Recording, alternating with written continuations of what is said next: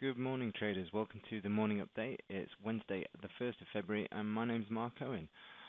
Well, it's a new day, it's a new month. Let's hope we can actually get some direction. I think this is what the market is screaming out for. Right now, we should have fundamental bias in terms of we've got monetary policy divergences, we've got markets or economies around the world devaluing the currency, and the US potentially 3 rate hikes this year. However, the fundamentals appear to be going out of play at the minute. And why is that? Well, it's coming down to remarks made in the press by Donald Trump and his advisors. And I'm just going to give you one of the remarks that came out yesterday, which was a lot of companies have moved out. They don't make the drugs in our country anymore. A lot of this has to do with regulation. A lot of it has to do with other countries taking advantage of us with their money and their money supply and devaluation. Our country has been run so badly, we know nothing about devaluation. Every other country lives on devaluation. You look at what China's doing, you look at what Japan has done over the years. They played the money market, they've played the devaluation market, and we sit here like a bunch of dummies. So you have to get your companies back here. Okay, so what he's saying is that with the US keeping their currency relatively strong in comparison to China and Japan, that have been devaluing their currency over the last however many years, what they're doing is they're manipulating the market so that, for example, the drug companies, whether it's textiles, whether it's electronics, they're all being made in China and Japan because it's so much cheaper to do that. So is this Trump basically stating that they're going to start manipulating the US dollar now?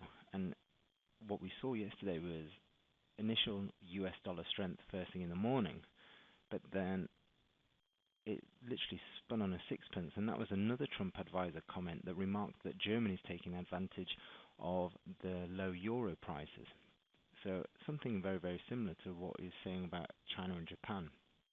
So maybe the US is going to start manipulating their currency, even though they're going to have potentially 2 to 3 rate hikes this year. So maybe the fundamentals are actually going to get taken apart this year, and it's more going to be a money play and political play. Basically, with Donald Trump trying to bring business back to the US, bring companies back to the US by making it better value for the produce to be made in the US, therefore stimulating job growth and economy growth rather than making other economies grow based on their cheaper currency. He is a businessman, so let's see if that's going to work. However, in the short term, how does that affect us as traders? Well, right now the markets really don't know where they're going. 1 minute it's dollar strength, 1 minute it's dollar weakness.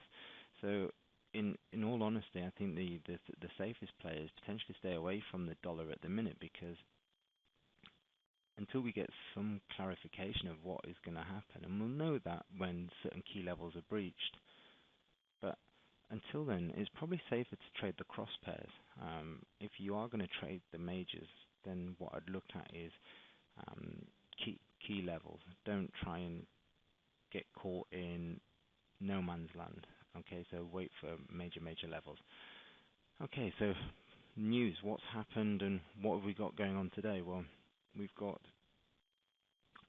manufacturing PMI came out of China this morning, pretty much as expected, came in at 51.3. What does this mean? Well, this means that China is in expansion, so numbers greater than 50 mean expansion, less than 50 means contraction. So looking at those numbers there, that's obviously going to be good news for the Aussie dollar, the Kiwi. Okay, so wherever China's in expansion, that's good for exports from China and from Australia and New Zealand. So that'll be good news for the oceanic countries. Then we've got GBP manufacturing PMI. So that's due to come in at 55.9. So this will obviously be a big call for the sterling. With the low currency rate at the minute for sterling, we've found that although Brexit was meant to be affecting the UK, what we've seen good data coming out pretty much across the board. So let's see if we can maintain that, or we're going to start seeing more volatility with the Bank of England due to speak this week, Mark Carney can't make up his mind. One minute he says this year we potentially could raise interest rates, and he also says, well, maybe we might do nothing. So again, no commitment from Bank of England.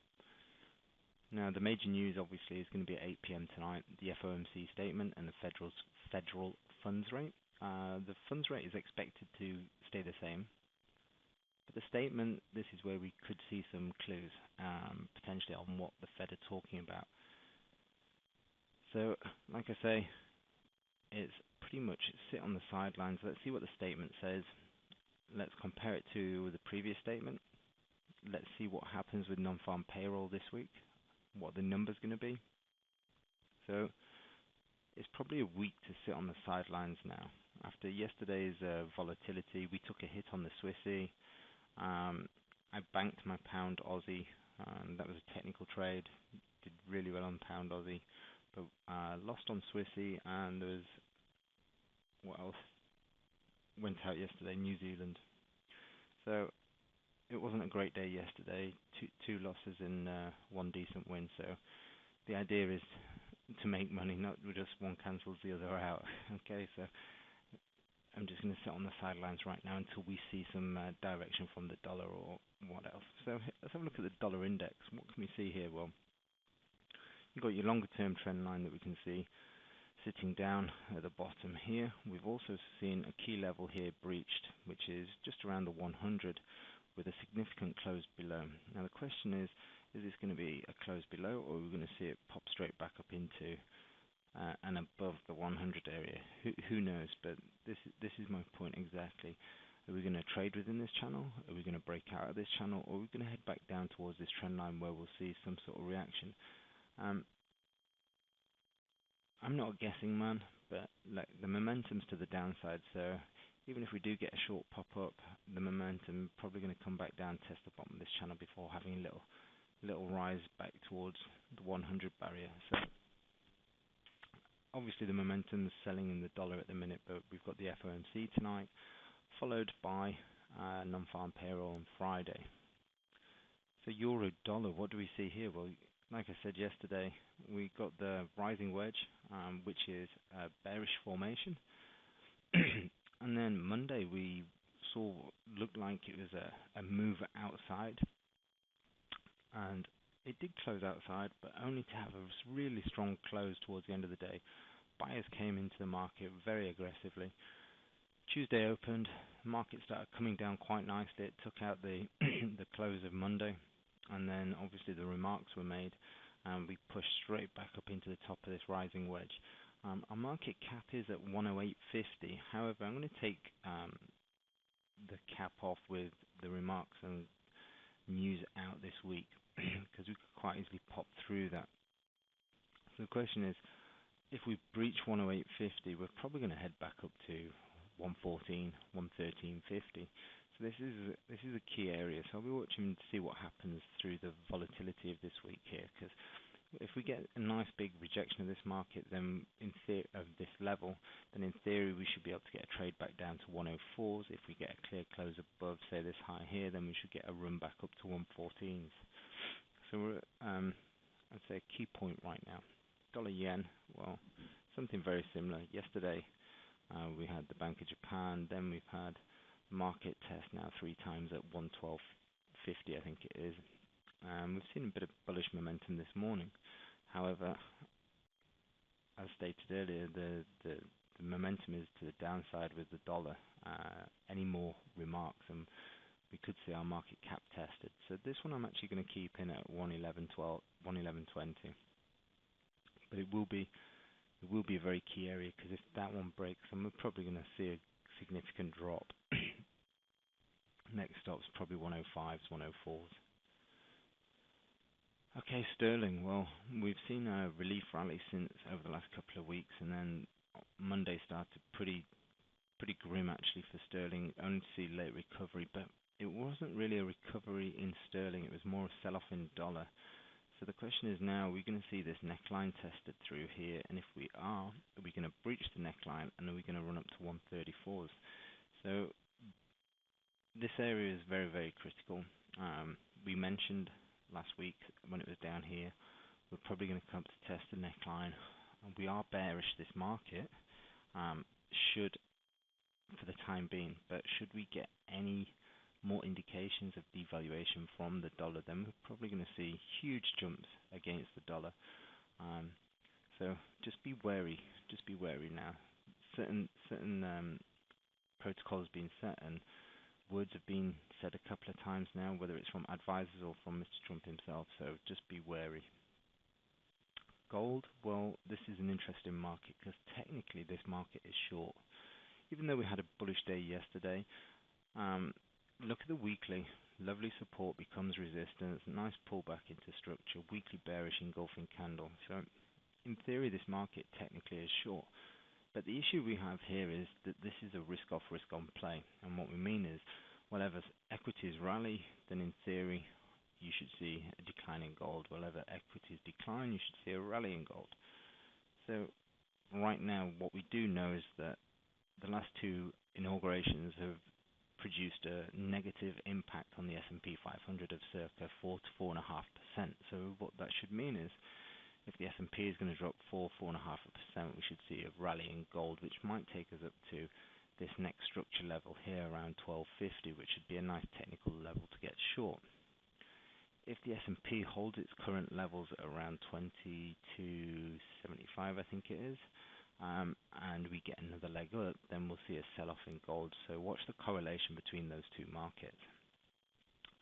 One to watch now is cocoa.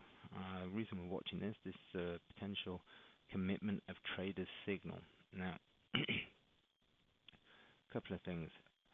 When you're looking at commodities, always think about the relationship to the dollar, because most commodities, not most, all commodities are traded in dollars. So what that means is when we're looking at buying a commodity, the more expensive the dollar is, the cheaper the commodity generally comes. It will fall away in price. As the dollar declines in value, you should potentially expect to see the commodity increase in value if there's demand for it. So right now we've got a commitment of trader signal for a long trade on cocoa.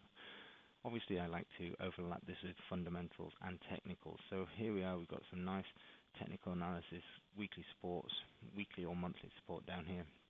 We did take one trade in here off these lows. We only banked a little bit of profit on this spike up. Now it's coming further down. We're looking for that 2050 area as an entry point, or I should say for a test.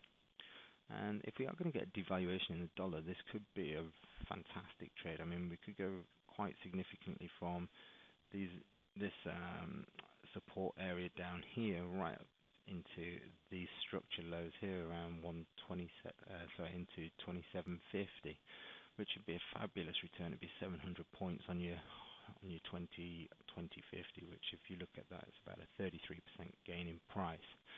So that'd be one to watch. We're looking for certain clues there. You'll know when we're in the trade. If you want to know how we'd enter that trade, and if you want to know what kind of signals we'll be looking from the commitment of traders, then I suggest that one thing you might want to do is attend our next free trading event, which is Thursday the 16th of February here in London. If you want to register for this, you can do that at eventbrite.co.uk and search for Phoenix Blue, or you can just email us at info@phoenixblue.co.uk. We'll look forward to seeing anyone and any new trader there. And that's it from today, and we'll see you tomorrow morning. Thank you and goodbye.